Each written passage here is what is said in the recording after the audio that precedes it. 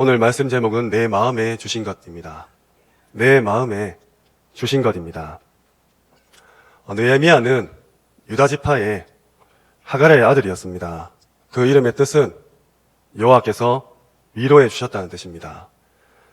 아닥사스다 왕 바사국에서 장관을 지낸 인물입니다.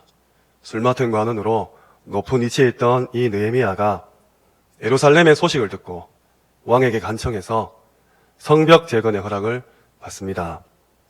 유다 지역에 있는 이방인들의 방해에도 불구하고 그 성곽 공사를 완성하고 군사를 무장해서 공사를 방해하는 모든 무리를 물리쳤습니다. 이렇게 느헤미야는 신앙을 개혁하고 성벽을 또 국가를 재건한 인물입니다. 한 사람을 통해서 하나님께서는 이 일을 행하셨습니다.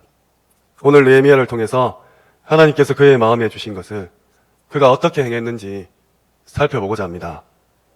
어마어마한 일을 감당한 느헤미야. 성경은 비단 옛날 이야기를 우리에게 동화로 들려주는 그런 책이 아닙니다. 지금도 살아서 역사하는 말씀입니다. 그렇다면 우리 하나교회 모든 성도분 한 분 한 분에게 하나님은 느헤미야와 같은, 아니 그보다 더 큰 언약을 이미 주셨고 그것을 행할 수 있는 능력도 허락하셨습니다. 이 사실을 믿고 2018년도 시작했으면 좋겠습니다. 분명히 이루실 것입니다. 오늘 느헤미야서 함께 살펴보면서 우리 마음에 하나님이 주신 것 혹 놓쳤다면 다시 한번 붙잡고 확인하고 다짐하고 결단하는 시간 되었으면 좋겠습니다. 첫 번째입니다. 성벽 재건입니다. 성벽 재건입니다. 북이스라엘이 아수르에게 멸망당할 때까지만 해도 사람들은 올 것이 왔다고 생각했습니다. 왜냐하면 그들은 예루살렘에서 예배드리기를 거부하고 베델에서, 단에서 황금 송아지에게 절하며 우상 숭배했기 때문입니다.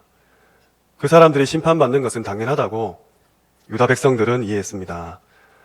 그런데 예루살렘 성전에서 예배드리고 하나님 잘 믿고 있다고 생각했던 그 유다 백성들도 바벨론에게 멸망당하고 그렇게 믿고 따랐던 예루살렘 성전이 무너지고 회파되자 영적으로 굉장한 혼란을 맞이합니다. 이때 하나님께서는 예레미야 선지자로 예언한 대로 페르시아 왕국을 통해서 바벨론을 무너뜨리십니다. 그리고 고레스 왕을 통해서 붙잡혀갔던 이스라엘 백성들, 그 포로들을 이스라엘로 돌아가도록 명령하게 합니다. 빼앗겼던 모든 성전의 기물들 가져가라. 성전 재건에 필요한 모든 자재들, 물품들 가지고 고향으로 돌아가라는 명령을 받습니다. 이렇게 스룹바벨을 중심으로 1차 포로 귀환했던 이스라엘 백성들은 성전을 재건하기 시작합니다. 이렇게 되니까 북이스라엘 남유 다 할 것 없이 전 백성이 성전 재건에 동참하고 싶어 합니다. 하지만 당시 지도자는 사마리아 사람들이 재건에 참여하는 것을 막습니다. 부정하다고 생각하기 때문입니다. 예수님이 올 때도 이렇게 했었죠. 분열됐던 왕국이 성전 재건이라는 이름 하에 다시금 하나 될 수 있는 좋은 기회를 놓친 것입니다. 사마리아 사람들은 참여할 수 없었기에 그리심산에 따로 성전을 짓게 됩니다. 그때 사마리아 지배자가 오늘 본문에 나왔던 산발락과 도비아입니다. 훗날 이들의 방해로 성전 재건은 14년 동안이나 중단되게 됩니다. 물론 학개와 스가랴 선지자를 통해서 그 성전은 완공됩니다. 그런데 이제 이 공로를 가지고 또 주도권 싸움이 일어납니다. 당시 예루살렘에 남아있던 사람들과 포로에서 귀환한 사람들, 이 두 사람은 달랐습니다. 바벨론의 포로로 잡혀간 사람들은 우리가 잘 아는 다니엘과 같이 준수하고 또 잘 배우고 배경이 있었던 사람들이죠. 가문이 좋았던 사람들입니다. 반면 남아있던 사람들은 아무 지식과 배경이 없이 황폐한 땅에 남아서 고생을 많이 했던 사람들이죠. 성전을 짓고 나서도 이들의 관계가 회복되지 못하니까 귀환한 사람들은 예루살렘에서 떨어져 다른 곳에 정착하게 됩니다. 예루살렘을 황폐한 채로 두고 다른 살 곳을 찾아갔다는 것이죠. 그래서 예루살렘 성전이 완성되었는데도 불구하고 땅은 여전히 불타고 황폐한 채로 남아 있었습니다. 이때에 예루살렘 성벽 재건을 위해서 성전은 완공되었고 성벽 재건을 완공하기 위해서 파송된 사람이 오늘의 주인공 느헤미야입니다. 바벨론에 잡혀 있다가 어느덧 왕과 함께 독대하며 음식을 나누는 그런 술 맡은 관원장이 되었던, 그런 장군이 되었던 그 느헤미야가 남아있는 이스라엘 백성들을 생각하면서 오늘 돌아온 것이죠. 하나님께서는 이스라엘의 온전한 회복을 위해서 느헤미야를 예루살렘으로 보내십니다. 예루살렘 성전 지을 때 고레스 왕을 통해서 모든 기물과 재물들, 재료들을 제공받았습니다. 이번에도 느헤미야는 아닥사스다 왕께 자기를 보내달라고 요구하면서 성벽을 지을 그 물품도 요구합니다. 느헤미야 2장 8절 말씀에 또 왕의 살림 감독 아삽에게 조서를 내리사 그가 성전에 속한 영문의 문과 성곽과 내가 들어갈 집을 위하여 들보로 쓸 제목을 내게 주게 하옵소서, 이렇게 요구를 합니다. 이어서 내 하나님의 선한 손이 나를 도우심으로 왕이 허락하고, 포로로 잡혀갔는데 그 포로 잡고 있는 왕에게 성벽 재건할 테니까 돈을 달라고 요구한 것입니다. 어떻게 이럴 수 있습니까? 하나님께 기도하는 자, 하나님의 절대 주권을 믿는 자는 이런 기적 같은 일을 체험할 수 있는 그런 권세가 있습니다. 이렇게 다시금 예루살렘에 와서 성 전체를 재건하는 일에 힘을 씁니다. 그런데 이 소식을 들은 방해 세력은 또 나타납니다. 산발락과 도비아죠. 사탄의 세력들입니다. 성전 재건할 때 가장 방해하던 자들이 성벽 재건할 때도 또다시 찾아옵니다. 느헤미야 4장 1절 말씀에 산발락이 우리가 성을 건축한다 함을 듣고 크게 분노하고 비웃으며, 3절입니다. 암몬 사람 도비아는 곁에 있다가 이르되 그들이 건축하려는 돌 성벽은 여우가 올라가도 곧 무너지리라. 이렇게 놀리며 비방하며 방해합니다. 사탄은 그리스도인들이, 하나님의 백성들이 영적인 성전을 재건하려고 할 때, 성벽을 다시 세우려 할 때마다 고소하고 참소하고 비웃고 방해합니다. 새해를 맞이해서 다짐했던 영적인 그런 결단들 있지 않습니까? 사탄이 정말 귀신같이 알고 방해합니다. 경제를 통해서, 혹 건강을 통해서, 혹은 인간관계를 통해서 이미 알고 찾아와서 틈타고 공격하고 못하도록 막고 있는 것이죠. 하지만 느헤미야는 주저하지 않았습니다. 4절 5절에 우리 하나님이여 들으시옵소서, 우리가 업신여김을 당하나이다. 원하건대 그들이 욕하는 것을 자기들의 머리에 돌리사 노략거리가 되며 이방에 사로잡히게 하시고 주 앞에서 그들의 악을 덮어두지 마시며 그들의 죄를 도말하지 마옵소서. 그들이 건축하는 자 앞에서 주를 노하시게 하였음이니이다. 기도하시기 바랍니다. 악한 사탄이 정말로 교묘하게 이 모양 저 모양으로 우리의 영적 성전, 우리의 영적 성벽, 나와 우리 가정과 가문, 우리 직장, 우리 후대들을 위해서 쌓고 있는 이 모든 영적인 활동들을 방해할 것입니다. 낙심하지 마시고 불신앙하지 마시고 기도로서 영적 싸움 싸우셔야 됩니다. 느헤미야는 말의 공격에 기도로서 대적했습니다. 이 두 사람은 그 이후에도 계속해서 방해합니다. 성경에 나와 있듯이 육신적으로도 방해를 하고 이스라엘 백성들 감정을 속여서 계속해서 방해합니다. 그때마다 싸우셔야 됩니다. 4장 13절 14절입니다. 내가 성벽 뒤에 낮고 넓은 곳에 백성이 그들의 종족을 따라 칼과 창과 활을 가지고 서 있게 하고 내가 돌아본 후에 일어나서 귀족들과 민장들과 남은 백성에게 말하기를 너희는 그들을 두려워하지 말고 지극히 크시고 두려우신 주를 기억하고 너희 형제와 자녀와 아내와 집을 위해서 싸우라. 이렇게 기록되어 있습니다. 싸우시기 바랍니다. 눈에 안 보이는 존재기에 속기 쉽습니다. 영적으로 깨어서 말씀, 그 성령의 검을 가지고 믿음의 방패로 막으며 싸우시기 바랍니다. 악한 사탄은 그리스도 이름이면 반드시 온전히 한 번에 무너집니다. 결국 성벽은 완공되었고 느헤미야는 거기에 지도자들을 세웁니다. 문지기도 세우고 노래하는 자도 세우고 레위 사람도 세우고 충성된 자 또 뛰어난 사람들도 세웁니다. 이것이 하나님의 것을 마음에 담은 느헤미야가 첫 번째로 한 성벽 재건입니다. 하나님께서 무엇을 마음에 담아주셨습니까? 행하시기 바랍니다. 꼭 실천하시기 바랍니다. 두 번째입니다. 언약 갱신입니다. 언약 갱신입니다. 예루살렘에 정착한 백성들은 성벽 재건에 성공합니다. 그러나 하나님 보시기는 그들은 계속해서 재건해야 됩니다. 그것은 단지 외부적인 재건이 아니라 내면적인 재건이었어요. 8장에 하나님께서는 백성들의 마음에 말씀을 사모하는 마음을 주십니다. 그리고 말씀 앞에 나온 백성들은 하나님의 마음을 알게 되는 것이죠. 하나님의 뜻대로 살아가는 기쁨을 회복하게 됩니다. 그렇게 초막절이 회복됩니다. 9장에서는 백성들이 더 깊은 영적인 세계로 나가고자 합니다. 그들은 금식했고 생활 태도를 바꾸었으며 자기들의 죄를 자복하기 시작했습니다. 하나님의 영이 강하게 역사하여서 모든 백성이 자기 죄뿐만 아니라 조상의 죄까지 회개하게 됩니다.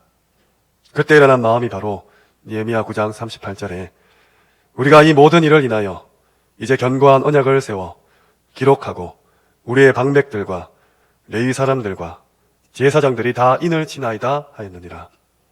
인을 칩니다. 그 다음 장에는 그 인친 자의 명단과 나머지 백성들의 맹세가 기록됩니다. 백성의 지도자들이 언약대로 살아가기로 서약했을 때 나머지 백성들은 그 서약에 동참하고 맹세합니다. 오늘 백성들의 맹세는 세 가지로 요약됩니다. 이방인과 통혼하지 않겠다. 안식년과 안식일을 지키겠다. 우리 하나님의 전을 영원히 버리지 않겠다. 지도자들이 하나님께 서약하고 결단할 때 백성들이 따라오게 되어 있습니다. 신앙생활 오래 한 모든 중지자분들, 또 구역에서 메시지를 전파하시고 사역을 이끌어 가시는 모든 지도자분들, 혹 렘넌트 부서를 교사로 담당하고 계신다면 하나님께 먼저 서약하고 언약할 때 믿음 약한 자들, 불신앙 가운데 빠진 자들, 우리 어린 렘넌트들이 따라온다는 것입니다.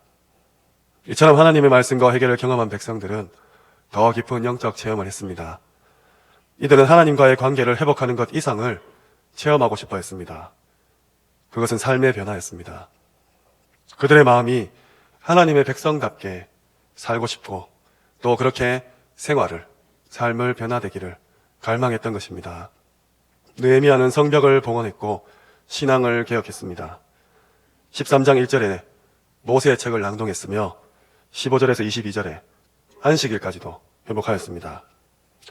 이처럼 외부적인 회복으로 성벽 재건도 이루어내고 내부적인 회복인 언약도 갱신했습니다. 한 사람이 담당한 그 일입니다. 하나님께서 그 마음에 그것을 담아주신 것이죠. 오늘 우리 이 땅을 살아가고 또 21세기에 여러 흑암 문화들이 정치, 경제, 사회가 교육이 하나님 없다고 하는 이때에 성벽을 재건하고 언약을 갱신해야 될 것으로 믿습니다. 느헤미야 한 사람을 통해서 일어났던 일들이 우리를 통해 일어날 줄 믿습니다. 세 번째입니다. 내 마음에 주신 것입니다. 내 마음에 주신 것입니다. 오늘 본문에 12절에 나옵니다. 내 하나님께서 예루살렘을 위해 무엇을 할 것인지 내 마음에 주신 것. 이런 문장이 나오죠. 하나님께서는 지금 우리에게도 이미 주셨습니다. 우리 하나교회와 우리 민족과 전 세계를 위해서 무엇을 해야 될지 내 마음에 주신 것 분명히 있습니다. 하나님의 말씀은 로고스입니다. 이것이 내 마음에 담긴 것을 레마라고 하죠. 이 로고스가 레마로 담기는데 메시지가 있습니다. 하나님의 언약을 강단 말씀을 받을 때 어떻게 잡고 계십니까? 어떤 메시지를 붙잡고 계신지 점검하셔야 됩니다. 그 모든 것이 보고 듣고 읽고 판단하고 생각하고 선택하는 것이 그 메시지에 따라서 결정되기 때문입니다. 개인적으로 여기서 더 나가셨으면 좋겠습니다. 나의 메시지, 레마로 붙잡힌 그 말씀이 우리의 삶에서 또 우리 현장에서 어떻게 성취할 수 있을까? 어떻게 도전할 수 있을까? 구체적이고 사실적이고 과학적이고 합리적인 그 체험할 수 있는 미션까지 갔으면 좋겠습니다. 메시지로 끝나는 것이 아니라 미션을 붙잡으시기 바랍니다. 세상 사람들의 메시지는 무엇입니까? 돈입니다. 권력이고 인기고 명예입니다. 돈이 메시지로 잡힌 사람은 새해를 맞이해서 새로운 메시지를 받을 것입니다. 아, 내가 수입을 좀 더 올려야겠다. 혹은 지출을 좀 줄여야겠다. 돈이 모든 것이니까. 그런 자신만의 레마를 붙잡을 것입니다. 그리고 실제적이고 구체적인 실천을 하겠죠. 실제로 스펙을 쌓아서 부서를 옮긴다든지, 아니면 부업을 시작한다든지, 아니면 지출을 줄이기 위해서 가계부를 쓰는 그런 미션을 시작할 것입니다. 건강이 메시지가 된 사람은 어떻습니까? 새해가 되었으니까 담배를 끊어야겠다. 술을 끊어야겠다. 운동을 시작해야겠다. 이런 레마를 붙잡을 것입니다. 그래서 헬스장에 등록한다든지, 혹은 금주 금연 프로그램에 참여한다든지, 식이요법을 한다든지, 등산 동호회라도 가입하게 됩니다. 불신자들이 살아가는 방법입니다. 그들도 창세기 3장, 6장, 11장의 잘못된 메시지와 잘못된 미션을 가지고 열심히 살아갑니다. 예전에 청소년 신학원에서 제가 한번 질문을 던진 적이 있습니다. 여기 많은 여러 교회 랩런트들 중에서 이번 주 강단 말씀 잡은 거 발표할 수 있는 사람, 한 랩런트가 손 들고 효도요 라고 했습니다. 거기 있던 다른 랩런트들이 박수치고 좋아해 줬어요. 제가 이따가 그럼 그 잡은 걸 위해서 이번 주에 무엇을 실천할 것이냐, 너의 미션이 뭐냐 하니까 우리 랩런트가 굉장히 당황했습니다. 한참 있다 한 말이 정식이도요 그랬습니다. 보통 이렇게 포럼이 끝나죠. 하지만 이 포럼을 살펴보면 강단 말씀을 통해서 붙잡은 게 효도입니다. 그 한 주간 기도 제목이 효도란 말입니다. 근데 그 효도를 위해서 해야 될 일이 기도래요. 기도 제목은 효도고, 효도는 기도를 통해서 한답니다. 효도 못하는 거죠.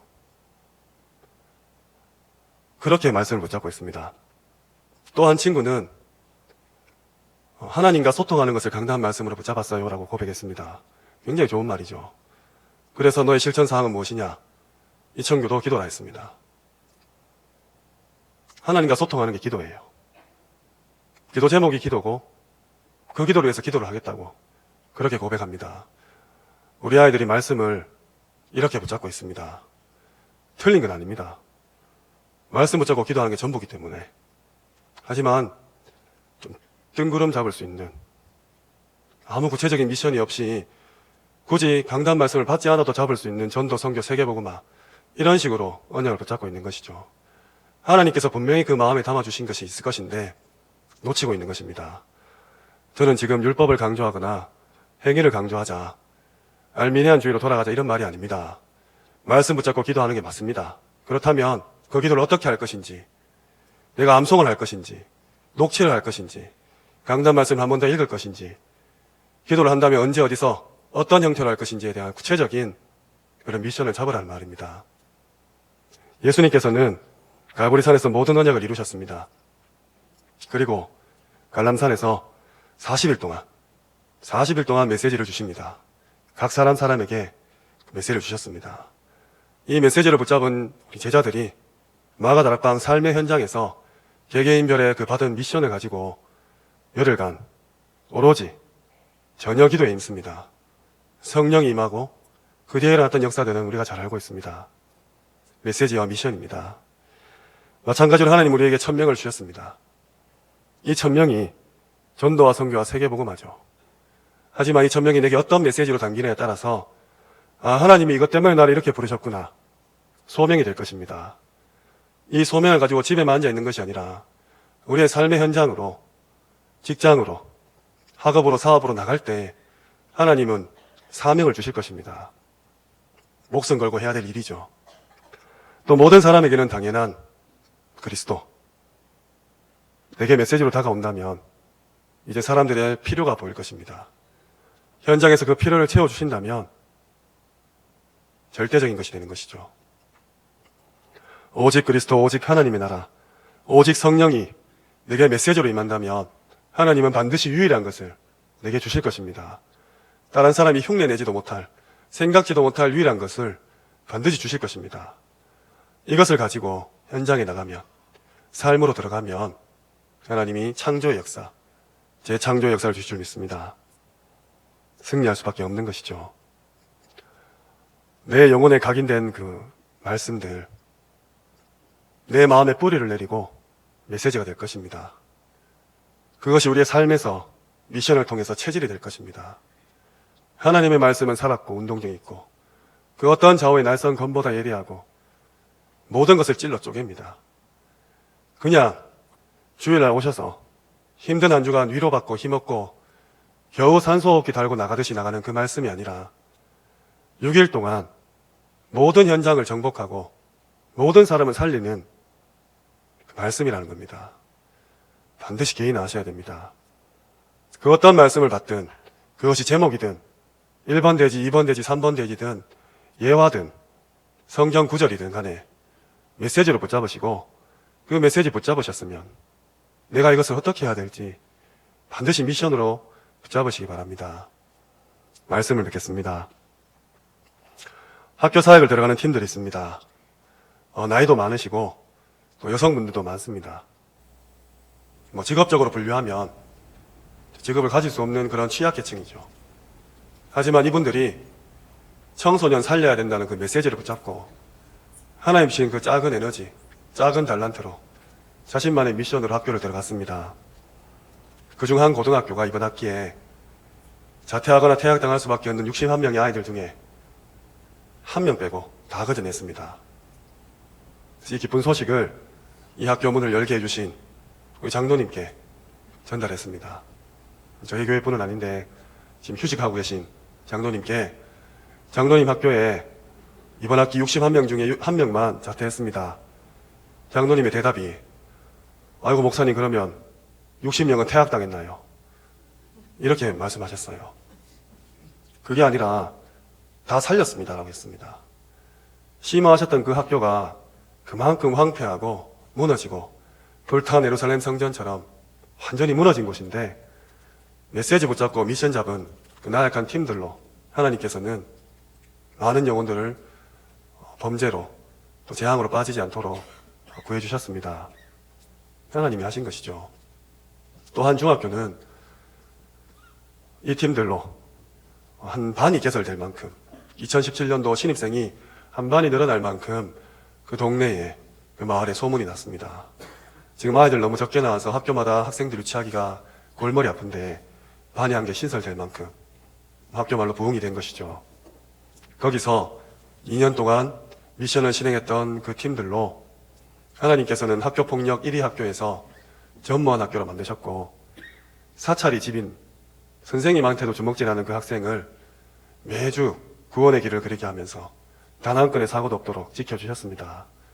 메시지 붙잡고 미션 실천하면 됩니다. 이 모습을 본 그 학교에 기존 진자 부장님이 계십니다. 그 부장님의 고백이에요. 본인도 독실한 크리스찬으로 서번트 리더십, 예수님의 그 세족식, 거기서 모티브로 한 섬김, 나눔, 봉사를 학교에 도입하려고 부단히 평생을 했었는데 지난 2년 동안 이 메시지 잡고 미션 잡은 팀의 그 헌신과 봉사와 사랑 정말로 대단합니다. 이렇게 감사하셨어요. 그 학교에 같이 심화하고 있는 저희 팀원 중 한 교사가 있습니다. 선생님께 말씀드렸어요. 우리 이단인데요. 우리 다락방이에요. 그 부장님이 적지 않게 충격을 받으셨답니다. 아무 말씀도 못하시고 한참을 가만히 있다가 그렇게 헤어졌답니다. 다음날 돌아와서 하시는 말씀이 내가 다 찾아봤다. 너희 다락방이 이단 아니다. 너희 보고 이단이라는 그 단체가 이단이다. 나도 평생을 신앙생활 했는데 너희가 참 복음 가진 예수님의 제자라고 했답니다. 이번에 그 선생님 교회에서 부활절에 큰 행사를 한답니다. 그래서 그 선생님을 학교 사역의 간증자로 세우기로 했답니다. 이 소식을 들은 그 기존교회 부장님께서 이렇게 말씀하셨답니다. 선생님, 제가 선생님 교회 가겠습니다. 거기 가서 정말 예수님을 사랑하는 사람의 어떤 모습인지, 학교에 어떤 변화가 일어났는지, 다락방은 이단이 절대 아니고 최고의 그런 전도 제자팀이라고 내가 대신해서 고백해주면 안 되겠냐고 그렇게 부탁을 했답니다. 그래서 그 일을 준비하고 있다고 들었습니다. 메시지 잡고 미션 실천하는 게 아무것도 아닌데 한 학교를 통째로 바꿉니다. 분명합니다. 동구에 있는 학교이기 때문에 여기 서구에 있는 그 교회에 한 명도 안 왔어요. 올 수가 없죠. 하지만 하나님께서는 그 현장을 치유하셨고 그 현장을 서밋으로 만드셨습니다. 실제로 일어났던 일이죠. 이만큼 메시지를 잡는 것, 미션을 잡는 것은 너무나 소중합니다. 지금 대상자들에게 어떤 메시지와 어떤 미션을 주십니까? 그냥 힘 빠져 있다고, 불신앙한다고 위로의 말, 힘주는 말만 하고 계십니까? 정확무오하고 영원 불변한 하나님의 말씀, 강단 메시지, 그 개인에게 정말 심장을 뚫을 만한 그 메시지로 전달해 주셔야 됩니다. 그리고 그 사람이 평생 어떻게 살아가야 될지, 무엇을 하고 어디에 살며 심지어 뭐해서 먹고 살지까지도 미션으로 전달해 주셔야 됩니다. 우리가 마음에 다짐하고 결단만 하면 하나님께서는 주신다고 약속해 있습니다.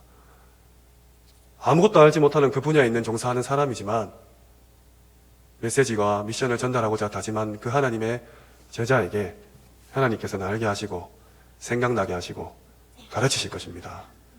배우지 않은 것까지 알게 하실 것입니다. 저는 확신합니다. 제자 관계도 이런 관계가 되어야 됩니다. 나랑 친하고 내 말 잘 듣고 함께 있으면 기분 좋은 그런 관계가 아니라 1년에 몇 번 못 보지만 만날 때마다 메시지와 미션이 통하는 그런 제자를 길러내셔야 됩니다. 특별히 우리 후대들 중에서 그런 아이들이 일어날 수 있도록 모든 것을 투자해야 될 것입니다. 정말로 앞선 선배들로서, 신앙의 선조들로서 큰 교회, 좋은 환경, 멋진 차, 집, 넉넉한 재산을 물려주는 것이 아니라 하나님의 언약이 어떻게 전달되었으며 하나님께서 지금 너를 향해서 어떤 메시지를, 어떤 미션을 네 마음에 주려고 하고 있는지 먼저 부르신 우리를 통해서 반드시 전달되어야 될 것입니다. 이것 아니면 사실은 나머지는 다 허무하고 의미가 없는 것이 될 것이죠. 오늘 느헤미야는 성벽 재건과 언약 갱신이라는 메시지와 구체적인 미션을 담았습니다. 그리고 이스라엘 전 백성에게 이 메시지와 미션을 심었습니다. 그 어떠한 사탄의 방해 공작에도 무너지지 않고 완성되는 하나님의 기적을 맛보았습니다.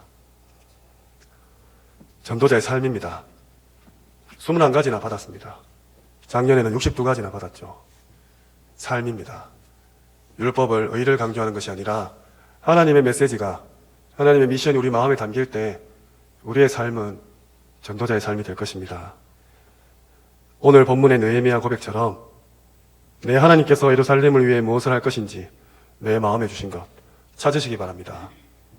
저는 가진 게 아무것도 없어도 오늘 저녁 먹을 거 걱정할지라도 하나님이 제 마음에 담으신 메시지와 미션이 있습니다. 그래서 너무 행복합니다. 정말로 이것만 있으면 그 어떤 것 필요 없다고 할 만큼 하나님께서 행복 주십니다. 이거 누리셔야 됩니다. 나는 나이가 많다. 나는 이제 얼마 안 남았다. 나는 배우지 못했고 글자도 안 보이고 힘도 없고 돈도 없다. 백도 없고 배경도 없고 나는 아무것도 없다 하십니까? 절대로 아닙니다. 80세 노인으로 출애굽을 하신 하나님이십니다. 분명히 내 마음에 이 교회와 우리 가정과 가문, 내 지역, 직장, 이 국가와 민족, 전 세계와 이 시대를 위해서, 특별히 후대를 위해서 우리 마음에 담으신 것이 있습니다. 2018년도 예수를 바라보라 했습니다. 제1, 2, 3 RUTC 시대입니다. 벌써 3일이 흘러가고 있습니다. 마음에 담은 것 아직 잡지 못했다면 꼭 메시지와 미션 붙잡으시고 정말로 그리스도 하나님 나라 성령 충만의 증인 되시기를 주님의 이름